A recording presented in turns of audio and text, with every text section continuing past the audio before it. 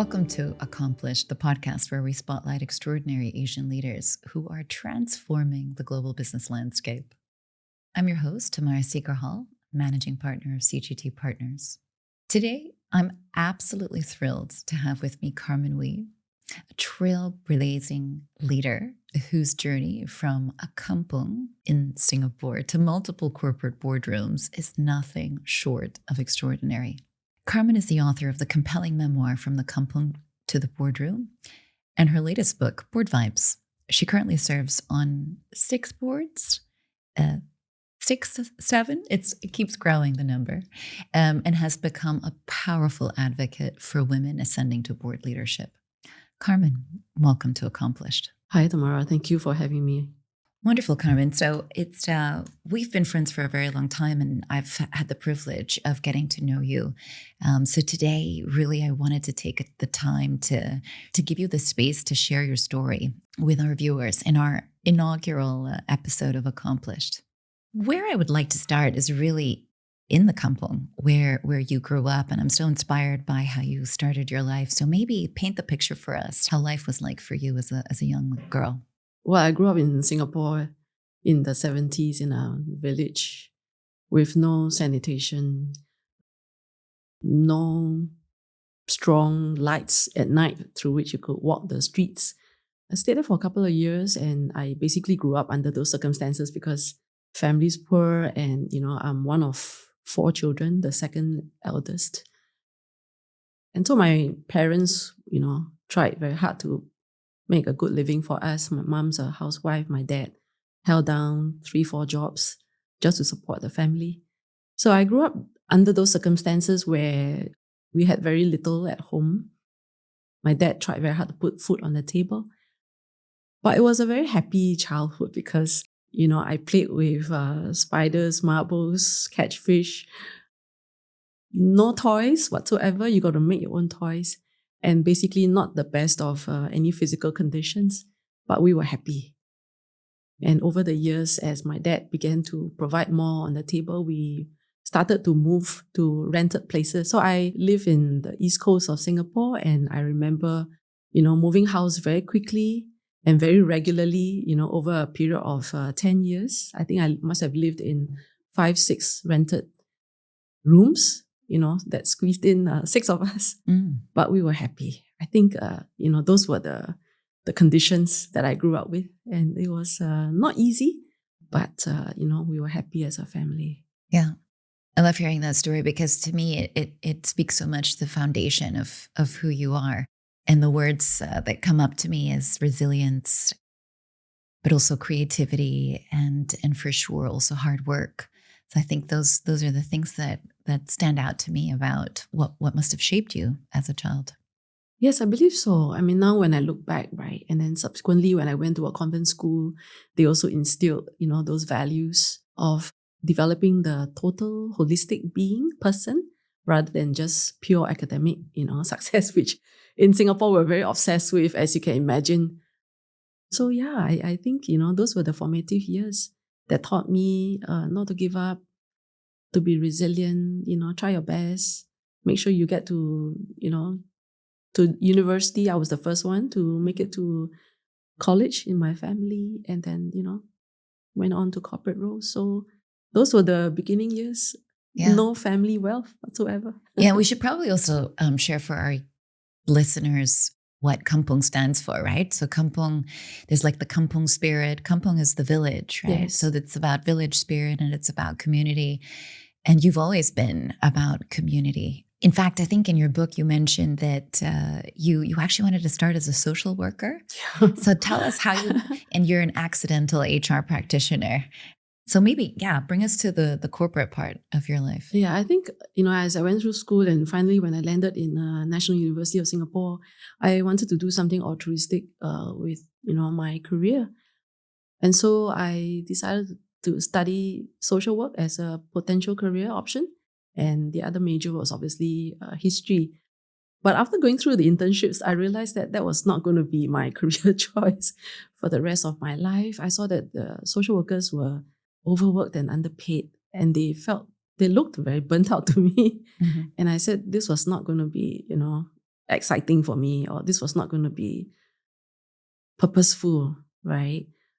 And so I stumbled into HR accidentally because my final year in NUS, there was an elective program and I decided to explore, and I thought it was quite interesting, and I started to apply to HR roles on my first, upon graduation, and I got it. And that's how I kind of stumbled into HR without knowing. Obviously, there's a difference between, theory and the actual practice and reality, but there's been no looking back, I think, so many decades ago. Yeah. And you worked for some amazing companies. You've done different roles, some of them global roles. What were the sort of the key nuggets and the key things that you picked up during your HR career? The profession has been very good to me. If I were to look back now, and given everything else that's happening, the context has definitely changed. I mean, those days we didn't have the internet. Typing into a Word document using the computer was, quite a new experience.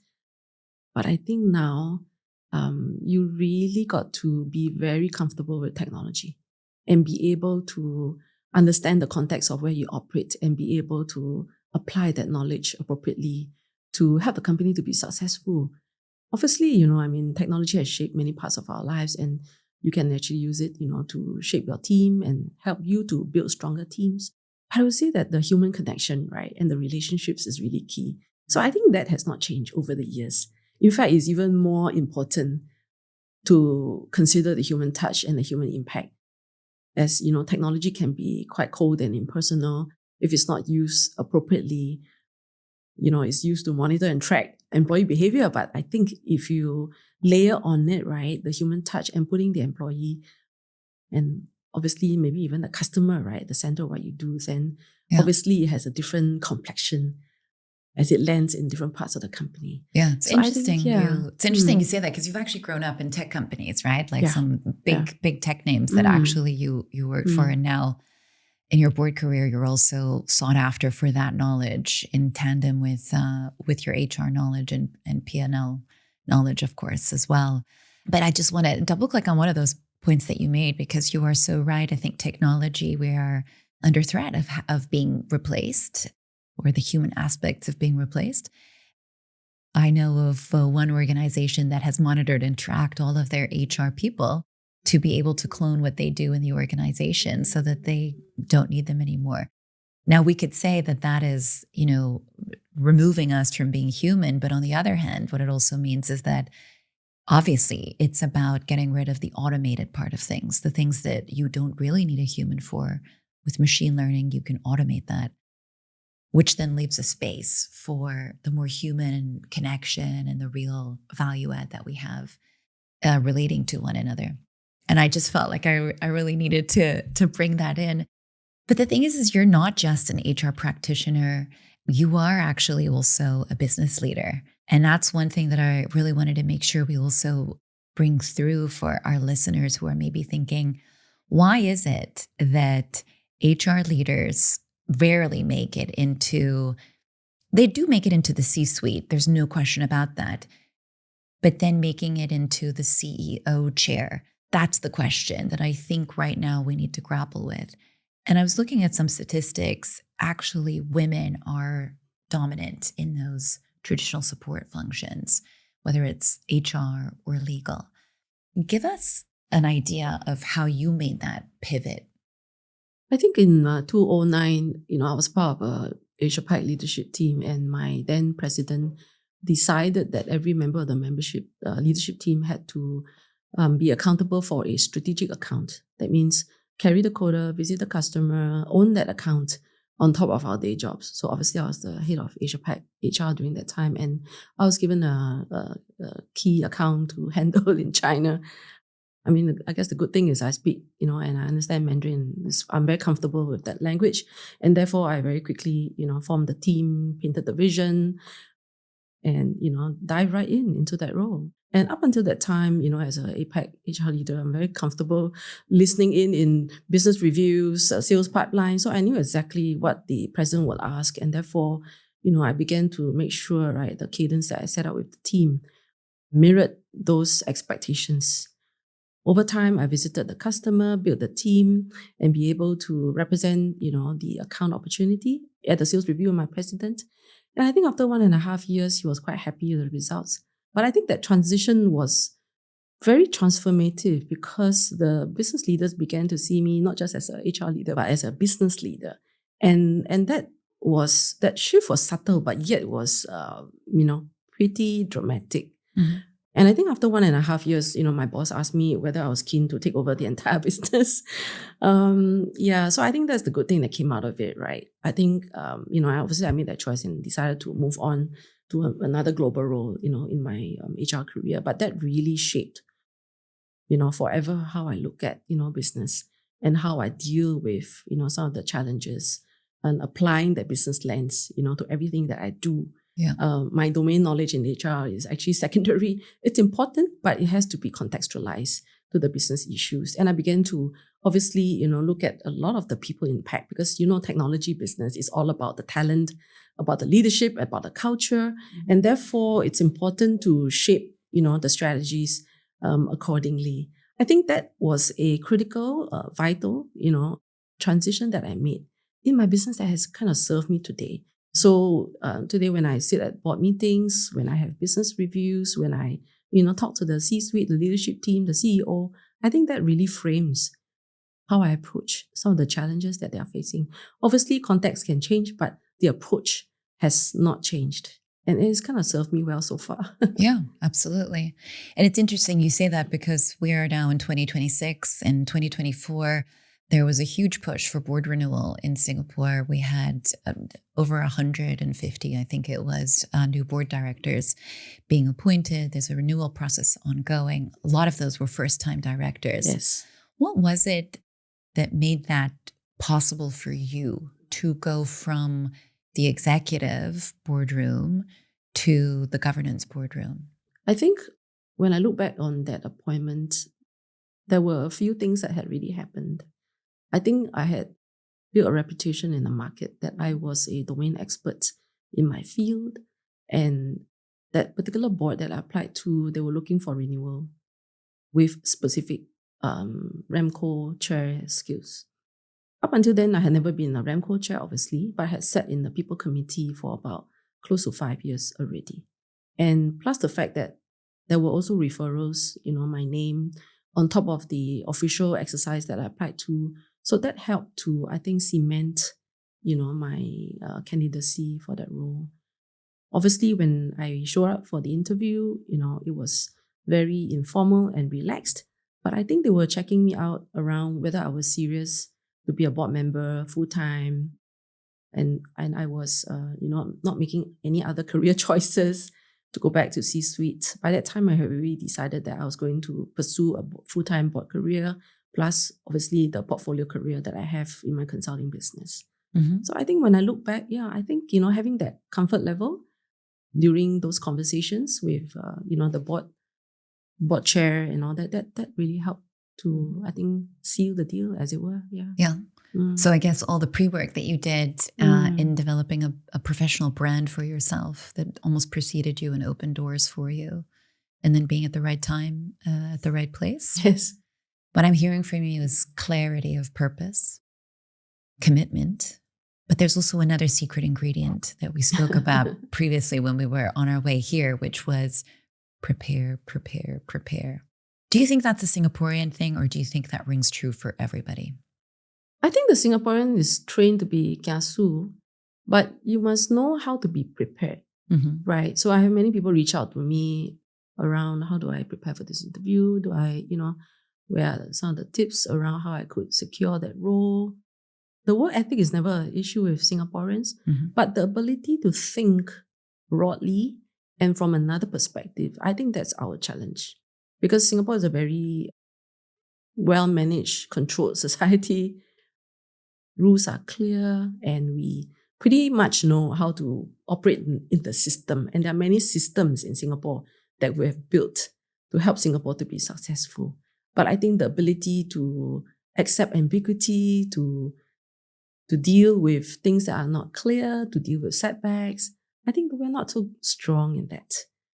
But over the years, through my very challenging C-suite career, I think I've learned to build those muscles because I think those muscles are very, very useful today as you operate in whatever roles that you are in, whether it be a board member, whether it be a C-suite, whether you are middle management, or whether you are even a freshie. So I was telling my nephew, I think this morning, he's just gotten his, AI training. I was encouraging him to be more agile, more adaptable, to be open to new opportunities and not be locked in, right, into just a typical standard job description. Yeah. So that I think we are able to navigate that. And with every navigation, you actually learn new things about yourself.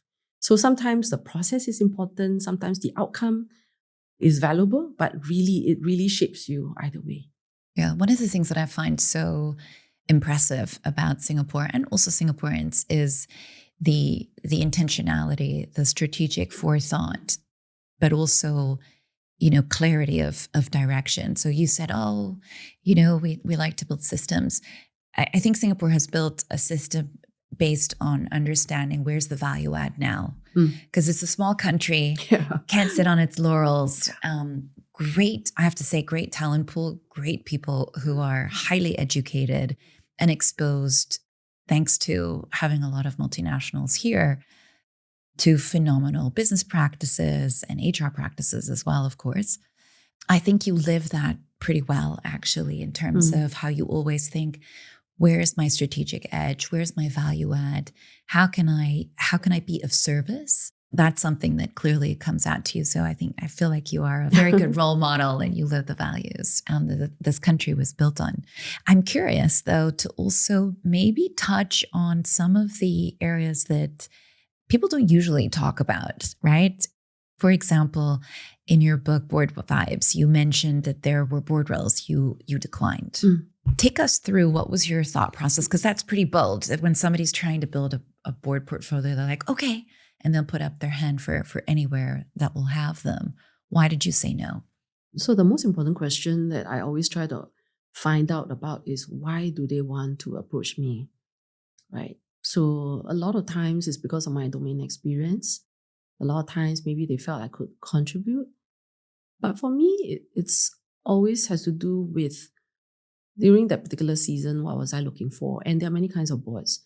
So what kind of board that I was looking for that would really, help me to build upon that portfolio? And during that time, it was a not-for-profit board. In fact, I think, I've since turned down 2 not-for-profit boards because they were going to require a lot of time and I was not able to give them that time commitment. Second thing is they were not really prepared to invest in at the exact level, a full-time HR practitioner, which I think is important because there were a lot of infrastructure that needed to be built. And as a board member, that's not going to be my role. I don't think, I don't think I should be hired or appointed as a operator within the company on top of my governance responsibilities. Obviously, there would be, situations where I'll be able to give my operational input, but the time requirement and the expectation was just not aligned with, where I felt my board career was going. So those were the 2 important reasons why I turned down. Even though, one of them would have, I think, introduced me or opened the doors to a lot of, important people. But for me, that's really not important for me. Yeah. It's really around whether it sits right with me and whether I could really contribute. Because if I cannot contribute, it wouldn't be fair to the company to find that right cultural fit. So the right cultural fit applies also at the board level, not just at the C-suite or, for any other role that you apply to. Yeah, absolutely. And that kind of brings me to my next question, which is your lived experience as a woman in the boardroom. And you sit on a variety of boards, both international as well as local, profit and non-profit. Is it a myth that your lived experience as a woman in the boardroom is different? It is different depending on the openness of the leadership team and why they appointed you in the first place. So the international board that I was sitting on wanted more diversity, and they were very open and it was very diverse because they actually appointed new board members from every continent. So they brought in not just the cultural aspect, but the geographical, diversity, and obviously the gender diversity as well. So that was a very, very good board. And it has to do obviously with the chair as well. My chair, is a very progressive lady, and she's very deep in her, governance experience. So she learned to consult with us and, treated us as equals amongst us, right? So I enjoyed that experience very much.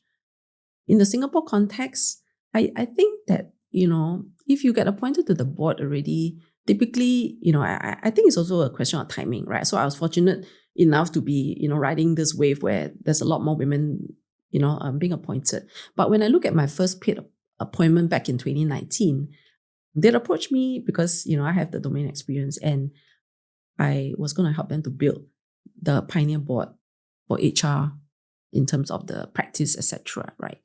But there were other boards that I sat on, which I think, and those boards I have not joined them. I was going to join them, but I didn't join them eventually because I think, they were not that ready to look at me as a full-fledged professional that was going to challenge them. Mm-hmm. There was a bro culture, Mm-hmm. people knew one another, but I didn't know any one of them except, one person, right? So the dynamics were very different. And so I think that is a more immature board, which was not ready for any change. Right. Let alone, respect me for my professional capability. And when I gave some inputs, I think they were not ready as well because they were going to go there, take some shortcuts potentially, which I didn't quite agree with from an ethical standpoint. So depending on, the context, I've had various experiences. But so far, I think most of them have been quite good and quite excited. Yeah.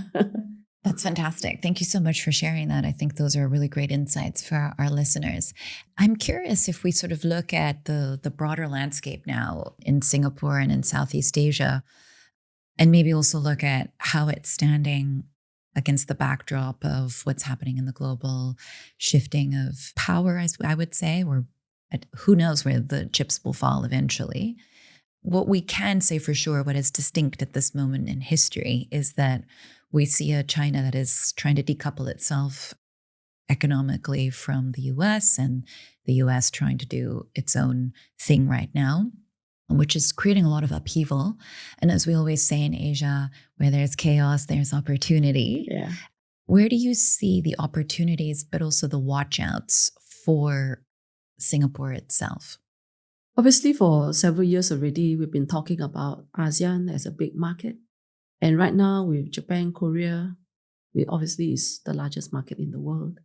And therefore, I think the good thing is Singapore has worked hard over the past several years to be closely integrated with ASEAN, I would say even decades ago. But now, the urgency has taken a greater momentum because of the challenges in other markets. And ASEAN presents many opportunities for us. So we've always positioned ourselves as a conduit, right, to the ASEAN market. And with a lot of Chinese companies setting up operations and HQ in Singapore to give them the inroad into the US, because it's a Singaporean company, and also into ASEAN markets, and also globally as well, then I think, that's a good thing for us. Mm-hmm. However, with in the short term, obviously with a lot of volatility so far, with all the tariffs, I think last year we came through quite a challenging year because we didn't quite know where things were going to be. And I continue to hear that, the business climate is pretty cautious this year, and therefore the local businessmen will continue to be pretty opportunistic, right? I mean, the willingness to invest will continue to has to be a lot more deliberate and thoughtful because it has to do with, commitments to certain markets, which you don't quite know if the rules are going to change very quickly or not. I think there are still some outstanding open switches with regards to the tariffs as it affects our specific sectors. A few months ago, we were talking about semicon and pharmaceutical, but it's gone pretty quiet right now. And obviously, we do have, some leeway, against those new rules, regulations coming out of the US. I think Singapore is adaptable because of, the muscles that we've built up over the years. And over, the next few years, a lot of opportunities to capture in the Johor economic zone as well.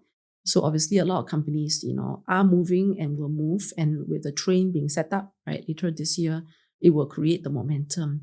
But that said, at the end of the day, I think, certain things don't change in Singapore. We need to be able to, I think, take bolder, stronger risks, if you ask me. We must not be afraid. That obviously is easier said than done. However, we don't really have a lot of natural resources except, human capital. So I try to encourage, the people around me to be able to take more risks, right? And position themselves differently, prepare for the next few years, especially, the whole AI wave right now. I mean, I'm also learning. I just came through a 3-hour workshop overseas on how to, elevate leadership with AI. And I thought that was tremendously helpful for me as a board member. And therefore, likewise, the whole country is pushing very, very much in that direction. In fact, today is the budget speech that will be delivered by our Prime Minister. So I think we're hopeful that, there will be opportunities that we cannot sit and wait, but we need to be able to take some risks, both at the enterprise level and also at the individual level, so that we are able to continue, right, to move forward and to advance forward, both for ourselves and for our businesses. So wise. Such good advice as well. I hope the Prime Minister is listening, Carmen. You touched on something that I thought was really interesting. How can AI elevate leadership? I have to say that I love using AI. It has been incredibly helpful in so many ways to our business and our employees as well. I must say, though, that I have observed a difference in AI adoption, both from a generational perspective, but also from a sort of corporate size perspective. So I find that larger organizations are definitely, they find it unwieldy, whereas the startups are the ones, or the smaller companies, SMEs, are nimble enough to be able to understand how this could elevate, et cetera. How do you think leaders in the C-suite need to get comfortable, need to use AI to really elevate their own leadership? Yeah, so I started using Gen AI about 2 years ago. And so I would say that every leader in whatever sector that you're in, you got to be comfortable with generative AI. So I use generative AI to do a lot of research, to present, my points of view, my research about a certain industry, sometimes to prepare for meetings, and also to write papers. So we need to get to that point where you are comfortable. Obviously, you still have to apply your judgment as to the content. You got to do multiple checks, sense making around the accuracy and the validity of what AI tells you from a Gen AI perspective, Right. so that your content is credible enough. So that's the personal part. You got to do the homework, right? And then from the enterprise level, you got to make sure that we got to think about how we can embed and capture the opportunities of AI within our business. I wouldn't say it's an AI strategy, but at least try to adopt an AI first mindset in whatever that we do, right? Be it function by function, across the levels, across the enterprise, and also specifically for my function, HR, there are many opportunities. So one has got to be educated, one has got to take a step back and understand the big picture and be able to say, what are some of the immediate business pains or challenges where I can leverage on AI? Because I think statistics have shown that, the Gen AI adoption is pretty high right now, I think 2 years on. Oh yeah, definitely. But the business ops adoption of AI, right, is still growing. And so, some companies that in the, I would say the visionary and the early majority, they are, I think, beginning to see the benefits. And I've seen firsthand some of the benefits of, the use cases and what AI can do. And, as we're going through the transformation process, I think we will get there and we will be able to make I would say that fundamental shift in our business model because we have learned to use AI properly. And I think, right now I do have a board that is going to reap the benefits of that. So I think that while the headlines may say, companies have not really seen the benefits, I think one has got to be very clear about the business case. You got to know what you're trying to do. You got to implement a very effective change management process. You got to work with the right partner as well that will be able to take you through the learning journey. And then over time, build those muscles internally so that you can be able to disengage over time and be able to, govern appropriately. So many things that I agree with there. I think also what you said there is so right. It's about keeping that muscle. It's about training that muscle, about making AI an additional muscle Yes. so as not to atrophy in other areas. So you mentioned something like do your homework. And just in case my teenage daughters are listening, no, AI shouldn't do your homework. It is because, Carmen, you and I come from a generation where we had to go to the library. I'm sorry, it ages us to say that, but it is true. Yes. So we had to exercise that ability to exercise discernment. Yeah. Right? Correct. Judgment, analysis. And there is definitely a risk that whilst AI can absolutely elevate your productivity, it will have, the science is clear, have a neurological effect on you if you outsource the actual thinking and the analysis. I've also seen a lot of AI slop. Like, much as we love AI in my company, I can see when something has been sent to me that basically came straight out of ChatGPT, right?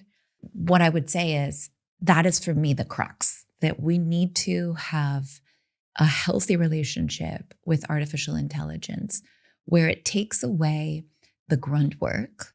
Let's say instead of researching something for, I don't know, used to be like over weeks in a library, then it used to be in the matter of hours in Google, and you didn't really know what the sources were really. There was a lot of faith in Google, actually, that it would triage for you. And now it's AI, where you actually almost need to have even more faith that it's triaging for you in an ethical way and actually looking at proper sources. I like to use AI tools that actually reference the sources themselves so that I can use my judgment to say, this makes sense, this doesn't make sense. That being said, though, it does accelerate the way we are able to analyze the problem. It also allows us to do scenario planning in a way that is much more thorough, much more efficient, and to pressure test our ideas much, much better and with good questions as well. So I'm excited about what AI can do for us.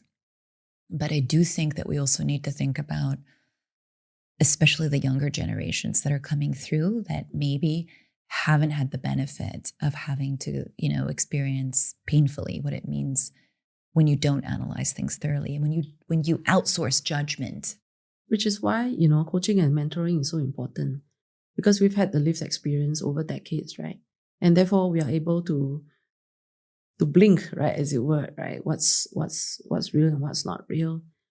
And therefore the younger people, they don't have those filters being built yet. But I think over time, the tech revolution will teach them where the safe harbor is, where the danger spots are, where the bad actors are. They also need to walk their journey and to learn.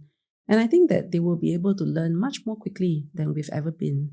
And, last week I kind of asked some of the partners a very important question that's always been in my mind is does AI cause me to be a bit more lazy, right? That I don't really have to think anymore, but I can focus my time on other areas. They did say that, with Gen AI, actually it causes you to be in a more hyper state, mentally. And therefore the challenge is switching it off, right? And at the same time, it opens up new areas where it forces you to think a lot more critically as well. So that's the experience of that company. And so, so I was thinking to myself, there's hope for me that, I won't get lazy, right, in terms of the analysis, but yet, it will cause me to think from a different angle. The good thing I think about, Gen AI, when it helps you to do research is, it helps you to build, right, the different personas, and you can build the advisory panels and gives you a very diverse sets of viewpoints, which I think is very, very good. Then you don't quite, get locked into one particular set of, prescripted viewpoints. Yeah. So I think that trains the mind as well to begin to think broadly and also to think more strategically. Yeah. I think it makes inclusion much more accessible. Yes. Because AI is meant to be a neutral party. Even if you make it into a character, it's actually quite okay because it isn't threatening. Right? So I can see it actually being a very, very useful tool in the boardroom to test ideas that may be too sensitive because they come from one person or another.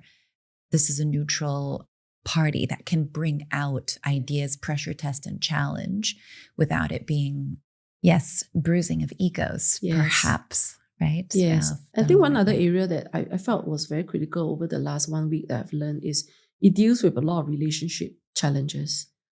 The lack of collaboration in many companies, the lack of collaboration even at the boardroom level, the lack of trust between, the board and the CEO, right? If the CEO knows how to, I think I would say, right, develop the styling guide, right, of the different board members. You can pretty much enter into ChatGPT, and ChatGPT will be able to educate you on how to deal with different board members according to their preferences and their style.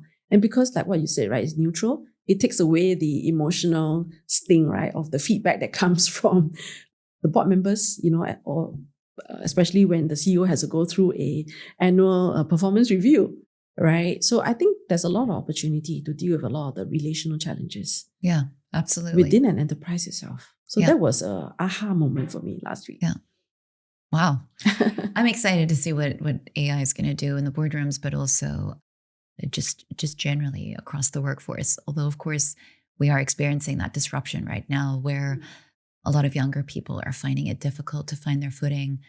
Jobs are changing. Companies are holding off with hiring before they decide, do they need an entry-level position or can they automate it? So my children are going to start university soon, and AI has given us some very good suggestions. Oh, wow.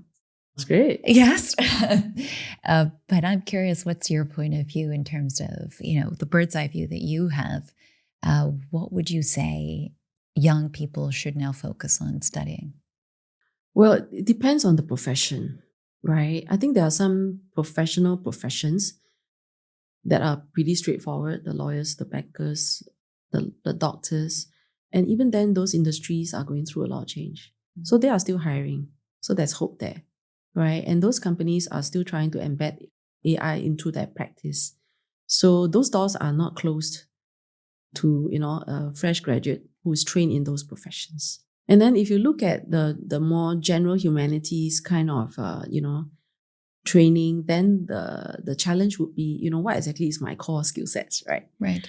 So I would say that, one has got to be flexible. Sometimes maybe for the next few years, it might mean that you do various things in order to build those muscles, to build entrepreneurial skills, to build adaptability, as long as, like I said, you are learning how to function in that marketplace. For the first 2 years, I think people are pretty forgiving, because the market is a bit soft.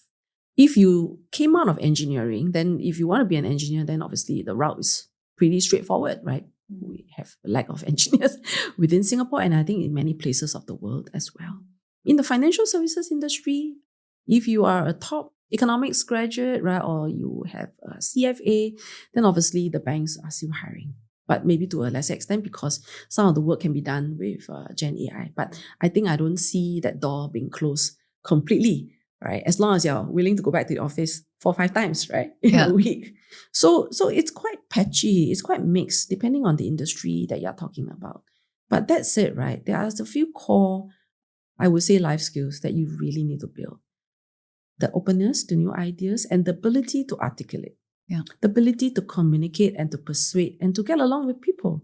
That's important, right? And to be very open and flexible and not to be just say, oh, I only want to do this and I do not want to do that. Well, you can do that, right? Provided you have a lot of, credibility or maybe some leverage, right, in your background. But if you don't, because you're a fresh graduate, then be willing to try, right? And step out of your comfort zone. Because I think those skills will stand you in good stead in this very disruptive, probably 100-year life where you will have multiple career changes. I remember when I graduated from NUS and I sat there at the graduation ceremony, the person who delivered the speech said we needed to be patient, right? I think during the time I wasn't very patient because I was looking to, grow and, progress in my career. But I think now I would say patience is important, depending on which stage of the career that you're in. But I would add, be able to surround yourself with people who are able to give you insights about yourself, give you feedback, good and bad, about who you are and who you're not, and be able to identify the potential in yourself. I think over the years, I've had good bosses that saw something in me and they pointed me in a certain direction and helped me to develop in other ways. Otherwise, I don't think I've being able to, progress, right, up to this level. But I would say young people, don't just talk to your friends. Yeah. Surround yourself with older people who are able to give you that wisdom and that insight, because that will really help you. Yes. Years from now. You might not see it. It might be a difficult, conversation, but listen to your parents as well, I would say.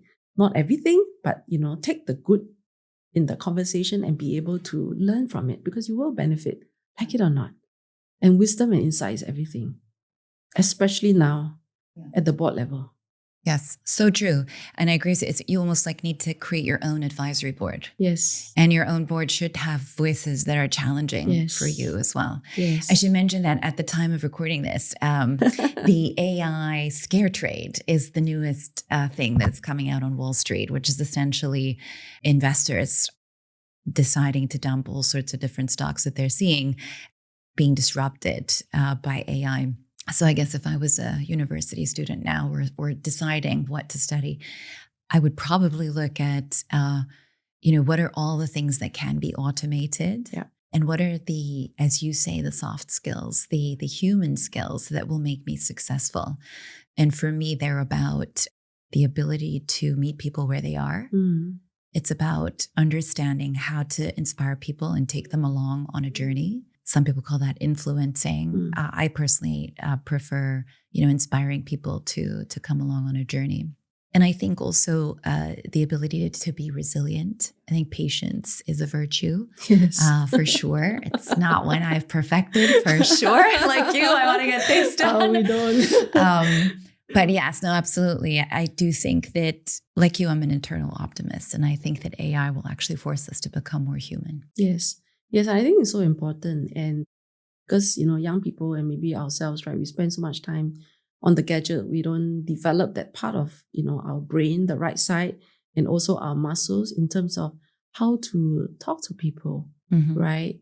We talk so much about having humanity, but, humanity starts with even very basic things, right? Having, the common courtesies and being able to read a room as well. Oh, yeah. Right? And being able to be sensitive to the moods and the feelings and the sentiments of people, right? And I love it that you put it so beautifully, meet people where they are, right? And even as a coach, right, I think it's important because I spend a lot of time coaching people. So I try to, meet them where they are because there's always potential in them. So in the same way that, I like people to see me with potential, right, as they did, right, decades ago, right now, when I look at a young person, I try to see what kind of potential that they have, which have not been unlocked because, of lack of opportunities, of that lack of a conversation. So having the thoughtful conversation is just so key because it can change lives. Yeah. So I truly believe in that. Yeah. That AI cannot do for now. That is true. That is true. Yeah. Well, people have tried, but I don't It's think, different. It's not the same. It's not a human. Wonderful. Wonderful. Well, Carmen, this has been another amazing session. Thank you. Speaking to you, understanding, how you got to where you are today. Thank you so much for openly sharing and giving us your insights on where you think we're heading. Thank you so much. Yeah, I had so much fun. As usual, it's always a pleasure. Oh. Yeah. That was Carmen Wee, author of From the Kampung to the Boardroom and Board Vibes. Carmen's a true pioneer in board leadership. Her journey reminds me that with determination, authenticity, and strategic thinking, we can all transcend our starting point and create extraordinary impact.